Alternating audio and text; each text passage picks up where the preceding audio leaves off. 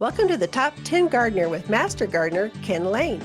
Gardening can be challenging, but with Ken's tips, tricks, and top 10 advice, you'll reap huge rewards.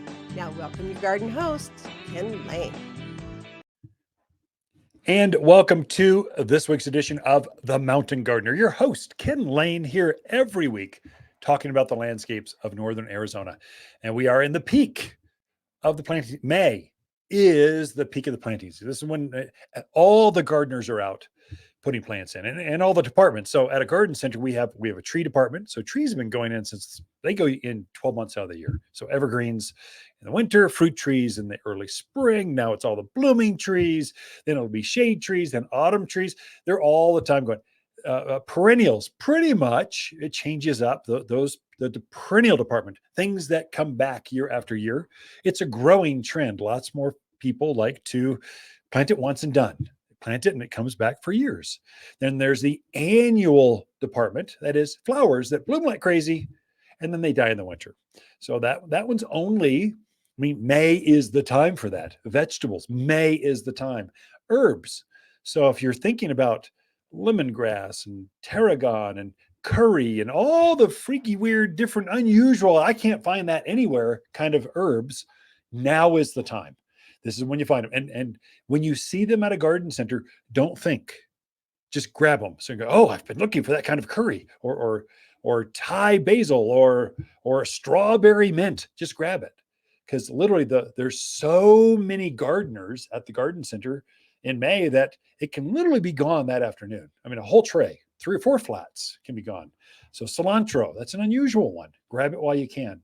Not putting pressure on you to buy now, but our garden centers, especially on the specialty crops, we don't commit that much. We don't have greenhouses filled. We go, well, let's grow 4 flats, and that's all we'll need because it's such an unusual type of, bay laurel.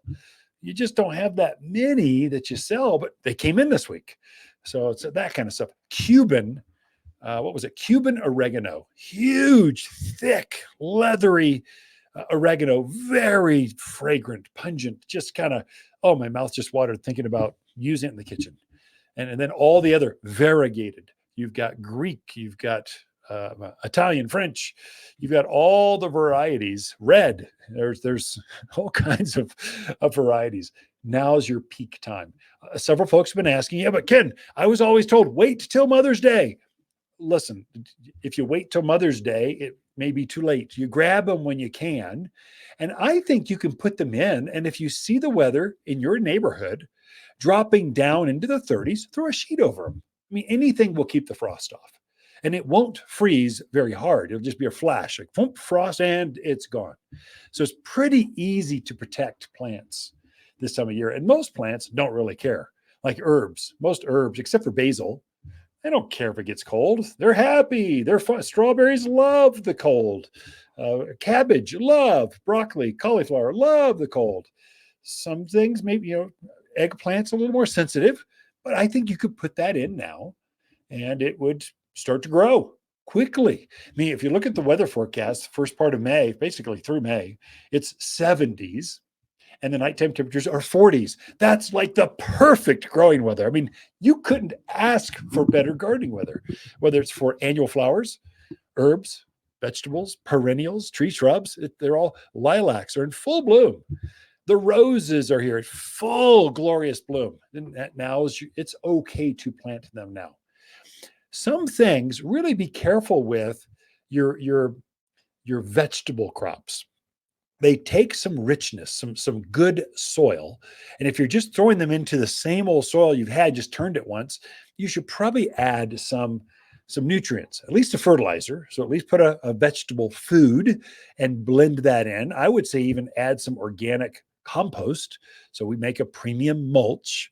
It's just a composted down to a 1/4 inch minus. Is made to enrich the soil, feed the worms, help things root out faster. It add some. If you're doing containers and raised beds, I would say add some potting soil. So we make our own potting soil. It's not Miracle-Gro or any of that kind of stuff. We make something that's better for here. It's made for here to grow plants that are grown here.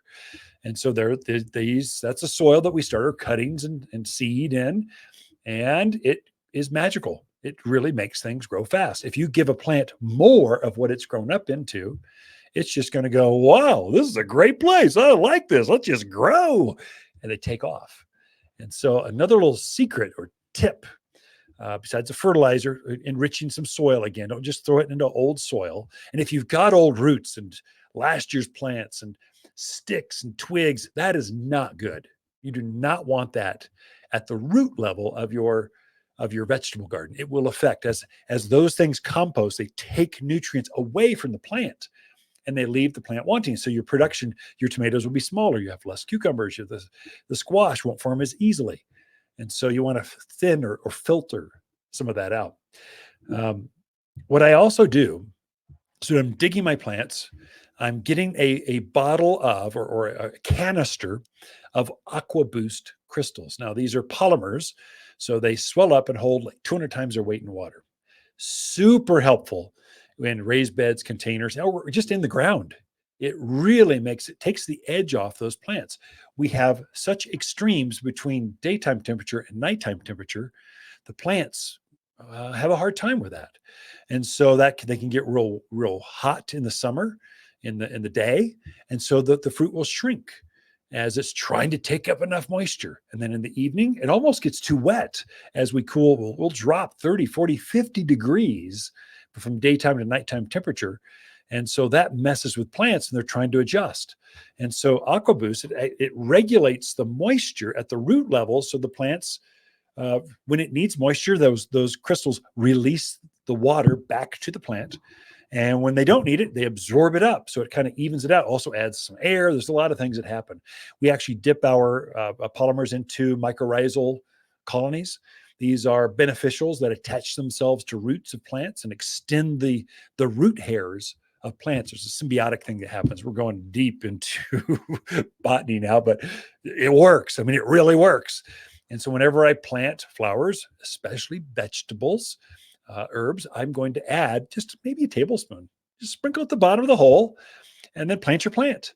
Then as you water, those crystals will swell up, release the mycorrhizal colonies, and the plant it'll start regulating the temperature. Really plays out well when it's June. June is a hot month. It's terribly dry. There's a prevailing southwest wind. You've got brand new foliage. And so that's where if you can regulate or help the plant keep up with the daytime moisture needs, it's a game changer for your plants. They'll start to produce faster. They'll set fruits better. And so that's one thing that I do for my vegetables that it really has made a difference. Tomatoes are notorious for having thick skins or cracking skin. That takes that just completely takes that whole issue out. AquaBoost crystals, it's magical. Fertilizing regularly. What else would I do? Cage. You need to cage. At the bottom of the hour, I don't have time to explain it now, but there's basically 3 types of tomatoes. I'll explain those in details, and that'll help you. Which ones do I add a cage, and which ones, it doesn't really matter. There's different varieties. And so for sure, if in doubt, if you're square foot gardening or high density gardening, cages are your friend. Stakes are your friend. Using the edge of the pot, having those cucumbers trail out over there, so it can spread out, not taking up space in the main garden, but spread out over the gardens. Strawberries, I do that a lot with strawberries. Around the outer edge of a container or pot, they're just pretty plants. Dark green, rich foliage, pretty flower, puts on a fruit that is delicious, or it's just beautiful. It's just a pretty plant, and it's aggressive. So when they're happy, they put on these long tendrils. So they're real pretty at the container's edge, or at the front edge of a raised bed, because they just look like your gardens are overflowing with life and wanting to just jump out of the bed and come eat dinner with you or something. You want happy plants and happy gardens. And if it looks like they're overflowing their beds, that's a good look. I think you're good to go. You can plant now. I think you've got a great selection.